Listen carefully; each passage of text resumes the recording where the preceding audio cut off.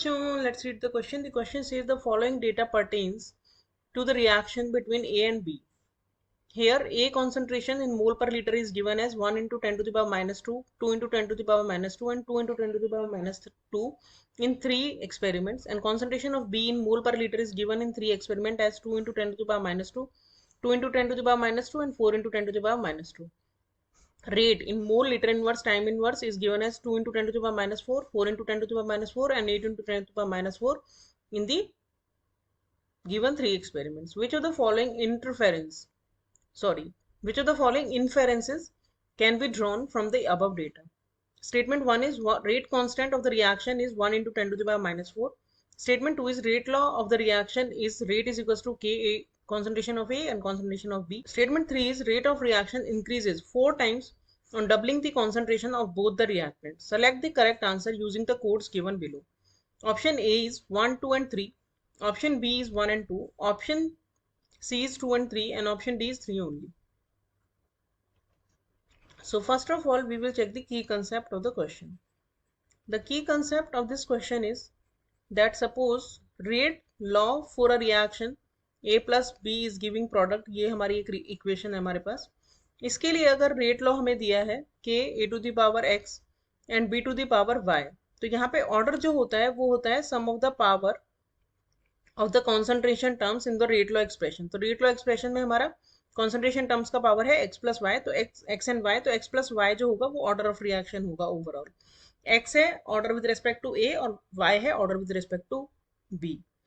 तो हम कैसे ऑर्डर पता लगा सकते हैं?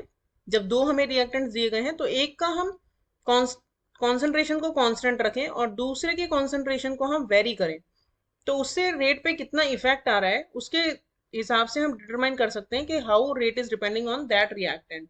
और सेकेंड टाइम में हम जो पहले वेरी किया था उसको कांस्टेंट रखेंगे और दूसरे वाले को वेरी कर देंगे, तो उसके ऊपर रेट का इफेक्ट देख लेंगे उसकी कॉन्सेंट्रेशन का क्या आ रहा है. इस तरह से हम रेट लॉ डिटरमाइन कर सकते हैं एक्सपेरिमेंटली. और फिर बात आई है हमारे रेट कांस्टेंट निकालने की. तो रेट कांस्टेंट कैसे निकाल सकते हैं? अगर हमें रेट लॉ हमारा फाइनल हो गया, एक्स और वाई की वैल्यू हमें पता चल गई, तो इस फॉर्मूला को यूज करके we can calculate the rate constant. अब हम इस क्वेश्चन का कंप्लीट सॉल्यूशन देखें और हम माने ऐसा कि जो रेट लॉ है वो है rate is equals to K A to the power X, यहाँ पे एक्स है order with respect to A, और B to the power Y, यहाँ पे वाई जो है वो है order with respect to B. तो पहला जो एक्सपेरिमेंट है उससे हम लिख सकते हैं रेट लॉ. रेट यानी 2 into 10 to the power minus 4 is equals to K. Concentration A की दी है 1 into 10 to the power minus 2 to the power X, और बी की कॉन्सेंट्रेशन दी है 2 into 10 to the power minus 2 to the power Y. Second experiment को देख के हम लिख सकते हैं रेट है 4 into 10 to the power minus 2 is equals to K 2 into 10 to the power minus 2 to the power X, 2 into 10 to the power minus 2 to the power Y. और third experiment से हम लिख सकते हैं रेट यानी 8 into 10 to the power minus 4 is equals to K 2 into 10 to the power minus 2 to the power X, 4 into 10 to the power minus 2 to the power Y to the power Y. तो हम इन दोनों experiment को देखें अगर 1 और 2 को, तो यहाँ पे P की कॉन्सेंट्रेशन कांस्टेंट है और A की कॉन्सेंट्रेशन को वेरी किया है. तो इक्वेशन 2 डिवाइडेड बाय 1 करेंगे अगर हम, तो हमें क्या मिलेगा? 4 into 10 to the power minus 4 by बाय 2 into 10 to the power minus 4 is equals to B की कॉन्सेंट्रेशन और K कांस्टेंट को हम कैंसल कर दे रहे हैं क्योंकि वो सेम है. सिर्फ A की कॉन्सेंट्रेशन यहाँ पे रखते हैं क्योंकि वो वेरी कर रही है. तो इसको कैंसिल करेंगे तो आएगा हमारे पास 2, और इसको अगर हम कट करेंगे तो आएगा, इसको अगर हम कट करेंगे तो आएगा 2 टू द पावर x. तो यहाँ से x हमारे पास आ गया 1.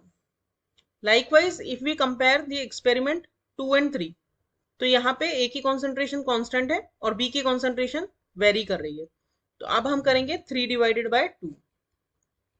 तो 3 डिवाइडेड बाय 2 करने पे हमारे पास आ जाएगा 8 into 10 to the power minus 4 by बाय 4 into 10 to the power minus 4 is equals to A की कॉन्सेंट्रेशन और K कैंसिल हो जाएगा, 4 into 10 to the power minus 2 to the power y, 2 into 10 to the power minus 2 to the power y.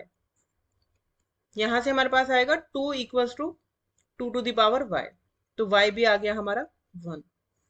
तो rate law क्या आ जाएगा?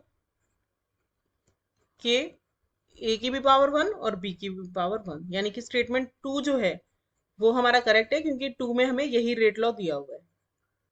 अब हम आगे निकालते हैं रेट कांस्टेंट की वैल्यू। रेट कांस्टेंट की वैल्यू अगर हम निकालेंगे तो हम किसी भी एक्सपेरिमेंट को लेके रेट और कॉन्सेंट्रेशन की वैल्यू ए और बी की रख लेंगे तो हमारे पास रेट कांस्टेंट की वैल्यू आ जाएगी। सपोज हम फर्स्ट एक्सपेरिमेंट लेते हैं तो उसमें रेट हमें दिया है 2 इंटू 10⁻⁻⁴, ए की कॉन्सेंट्रेशन दी है 1 इंटू 10⁻⁻2 और बी की कॉन्सेंट्रेशन दी है 2 इंटू 10⁻⁻2।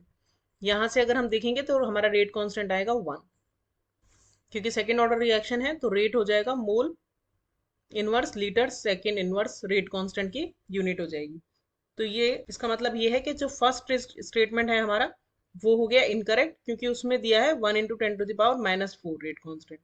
अब थर्ड जो अगर हम स्टेटमेंट देखें तो थर्ड स्टेटमेंट में बोला है अगर दोनों की रिएक्टेंट को हम रिएक्टेंट की कॉन्सेंट्रेशन को डबल कर दें, तो ए की कॉन्सेंट्रेशन भी हमने डबल कर दी और बी की कॉन्सेंट्रेशन भी डबल कर दी, तो रेट क्या आ जाएगी 4 इंटू के ए बी। दैट मीन्स नई जो रेट हो गई, न्यू रेट जो हो गई वो हो गई 4 इंटू ओल्ड रेट। 4 टाइम्स हो गई तो 3 स्टेटमेंट हो गया करेक्ट स्टेटमेंट। तो 1 इनकरेक्ट है और 2 और 3 करेक्ट है। तो 2 और 3 करेक्ट हमें किस में दिए हैं, ऑप्शन सी में। तो हमारा करेक्ट आंसर हो गया option C. Hope you understood the solution well. Thank you.